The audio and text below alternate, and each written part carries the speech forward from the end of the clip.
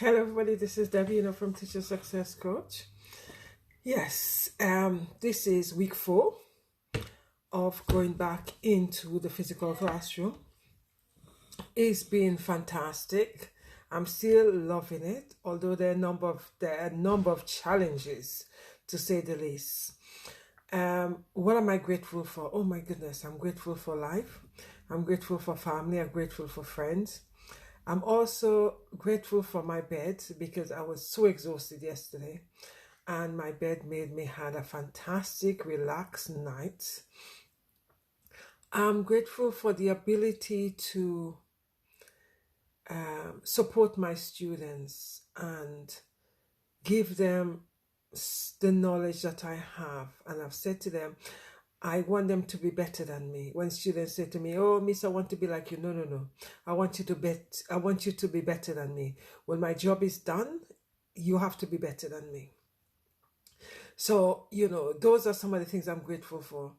Another thing I'm grateful for, I had a student that I've known her for 3 weeks, and she's leaving the sixth form to go into she's going to college, actually. And it was so lovely that she bought me flowers as a form of appreciation. It's interesting because in the second week, she said, "Miss, I really like your lessons." Really? She said, "Yes, it's different." Yes, I do know my teaching is very different. It's out of the box. And the fact that she did say how much she enjoyed my teaching, etc. So it was quite nice when I got in this morning. She left last week, Friday. She told me it was her last day. But she actually came back and brought, the team flowers. So that was quite nice. I was not even there, when she came. But it was left for me, and I thought that's really, really nice to see that I've only just met the students and a demonstration of appreciation. It's brilliant in terms of the gratitude, because she did say on Friday, "Thank you, Miss, I really enjoyed the lesson, da, da, da, da, da." And I thought that was it. But it's quite nice that when you actually come in this morning, you came in, to student actually giving you flowers. So that's something I'm really grateful for. Yes, we are teachers. Yes, that we're doing our job, but it is even more wonderful when students demonstrate appreciation. It doesn't have to be flowers. It doesn't have to be anything like that. It could be a situation where, "Oh, thank you, Miss. I understand that." Or, "Miss, that was good." It makes us realize that what we are teaching is actually getting in, it's actually they're understanding it. And it also make you feel that, "Oh my goodness, my job is being done," and students are connecting. And as an educator, you feel good because you feel that you are connecting with your students and they're actually understanding what you say. So that's really, really lovely. So that's what I'm grateful for today. My win today was, oh my goodness, I had some really challenging sessions today, but I also had some fantastic sessions today. I had a year 10 group, noisy but beautiful. They're really interacting. "Oh, Miss, I really like this lesson." Da, da, da. And it's really nice because you could see it's genuine, it's like, see it on their faces, "Oh, Miss, it's really sad. We only have it once a week." And I'm thinking, you guys are so exhausting. Once a week is fine, but it's like, "Miss, I don't understand why we just have it once a week." "Don't worry," I said. "You'll see me next week." "Oh, Miss, I really love this lesson." I also make you feel good. Yes, you're doing a good job. So in terms of the interaction, they like it because my lesson is very, very interactive. And I do not, my lessons are not dead by PowerPoint. My lesson is they need to be on the ball, they need to be awake because I throw question at them. I say to them, "Okay, stop, let's summarize." We stretch, all kind of craziness going into the classroom. But in the end of the day, they are learning. Because in terms of asking them to summarize, they all want to summarize. And I'm saying to them, "Don't worry, everybody's going to have opportunity to summarize." But in terms of they're all eager, even students who were not communicating with me in the first week. This week I'm having them all hands up and I'm saying to them, "Oh my goodness, this is really wonderful." So that's my year 10. I had all the groups today actually. No, I had 10, 12, 13. I had two groups, 2 year 13s, 2 year 12s. Well, my year 13s, they continue to be challenging. They continue to challenge me. They continue to keep me on my toes. They continue to remind me of how disruptive they could be. They continue to make me reflect on my teaching.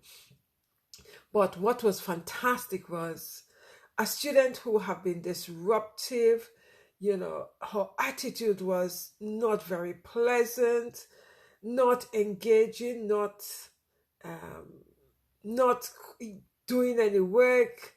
She's been in my lesson. She comes in, she sits down with an attitude.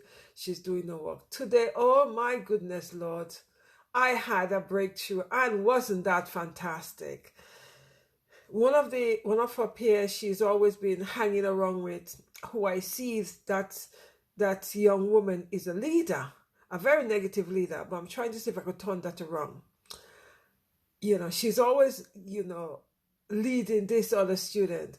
But it was so nice that student, who none of them do work, but the student, let's say student B, who is a follower. She's really a follower.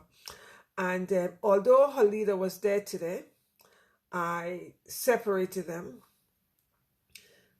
And it was so beautiful to see the one that follows. She actually worked today. I was so happy.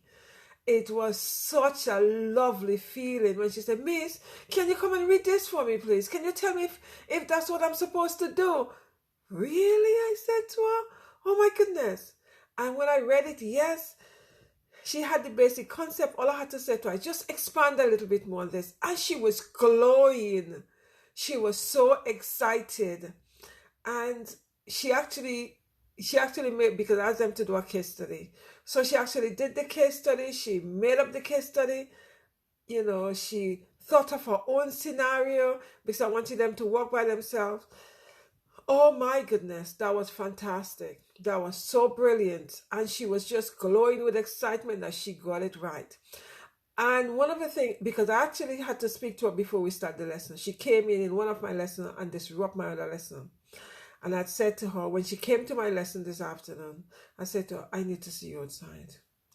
When I saw her, I said, "Listen, you came into my previous lesson this morning and disrupted, and that was disgusting." I said, "I really don't understand why you feel the need to do that." She said, "Oh, Miss, I was just dropping a friend of mine." "Really? You dropping a friend and you're coming into my lesson? To do what?" Anyway. "Oh, sorry, Miss." I thought, okay, here we go another day. But it was so lovely. So at the end of my lesson, as I do praise them all, even the ones that are so negative sometimes. But I had to say to her, "Can you stay after the lesson? I just need to have a quick word."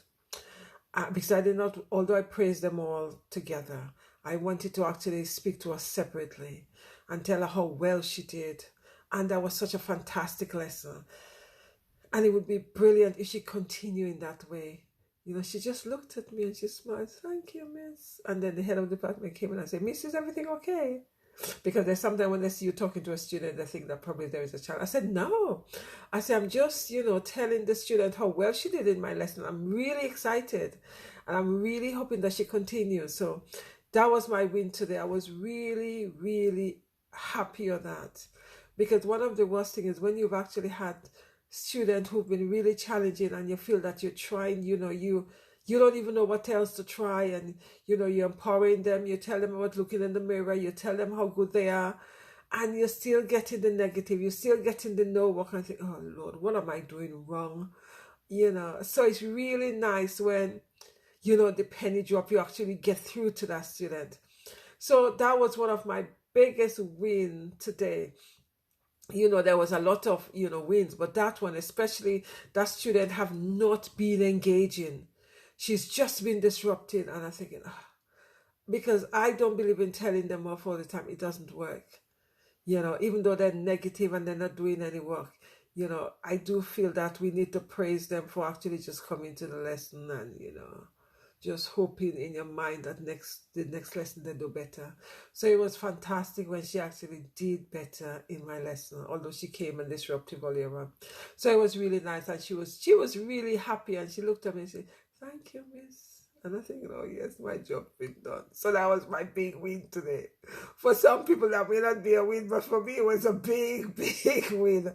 I've actually got through to a student who have not been engaging, and she actually did a fantastic case study, which is even nicer. So I said to her, look, the fact that you've done such a brilliant piece of work, what is that saying to you? She looked at me. I said, no, you know what he's saying to you. What is it saying to you? I said, you know what he's saying to me? That there's nothing wrong with you. You could do it. There isn't a problem. You just have to apply yourself. And I said, I'm seeing you tomorrow. I want to see even better from you tomorrow. So that was quite good. So that's my win. Anyway, as I keep saying, the universe always gives us wins. Amid the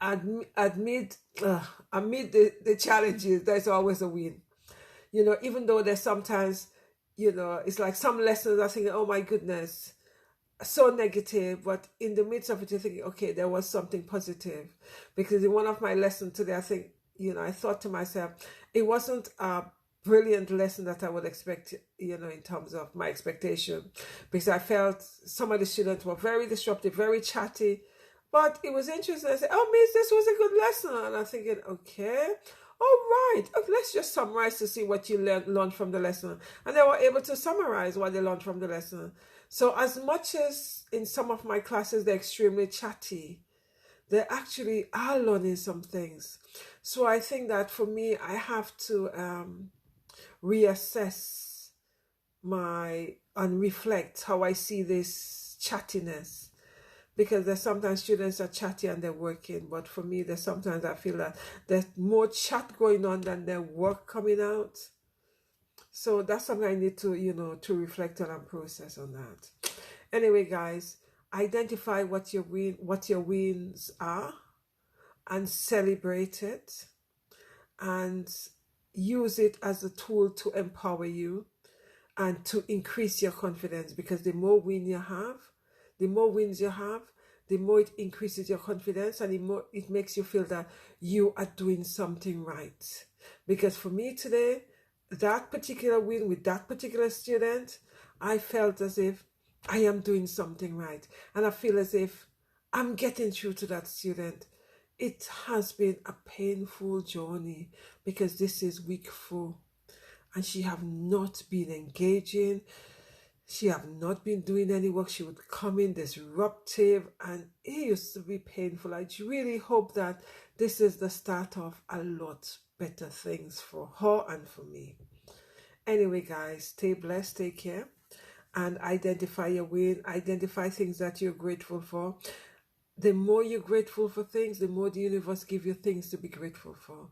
So identify what you're grateful for. There's lots to be grateful for. You need to see what you have right now, currently, and be grateful for it instead of trying to see things that you do not have and things that you're trying to go behind.